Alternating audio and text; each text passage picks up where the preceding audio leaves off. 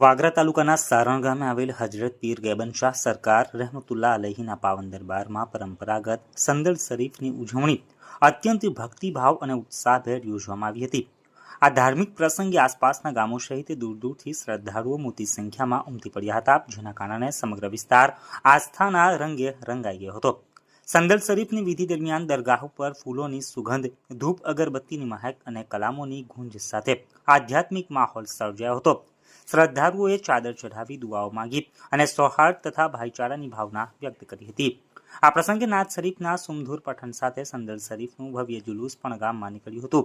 જુલુસ દરમિયાન નારા, કલામો અને નાથ શરીફની ગુંજથી સમગ્ર સારણ ગામ ગુંજી ઉઠ્યું હતું। શ્રદ્ધાળુઓ જુલુસમાં જોડાઈ પીર સાહેબ પ્રત્યે પોતાની અતૂટ શ્રદ્ધા વ્યક્ત કરી રહ્યા હતા, જ્યારે માર્ગ ઉપર ફૂલ વર્ષા અને અગરબત્તીની સુગંધથી આધ્યાત્મિક વાતાવરણ વધુ મનોહર બન્યું હતું। સાંજના સમયે સૌ માટે આમ નિયાજનું સુંદર આયોજન કરાયું હતું, જેમાં મોટી સંખ્યામાં લોકોએ નિયાજ ગ્રહણ કરી પીર સાહેબની બરકત મેળવી હતી। સમગ્ર કાર્યક્રમ શાંતિ, સુવ્યવસ્થા અને ધાર્મિક એકતાના સંદેશ સાથે સંપન્ન થયો હતો।